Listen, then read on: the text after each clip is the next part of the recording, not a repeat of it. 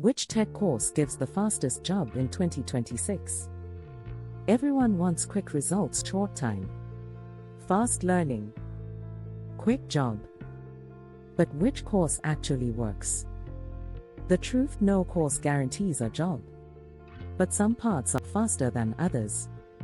Fastest entry options: these fields are beginner friendly, data analytics, software testing, basic web development. They require less time to start, clear entry-level roles. Why these are faster? They focus on practical skills, tools used in real jobs, simple learning curve. What you need to do: learn basics, build small projects, practice real scenarios. That's enough to start applying. What slows you down? choosing complex paths early. AI, machine learning, advanced cloud. These need deeper knowledge and more time. Common mistake: trying to learn everything before applying.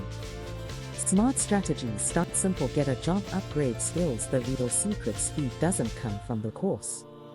It comes from consistency, practice, execution. The final take: if you want a fast job, start simple, build skills, and apply early. Rocket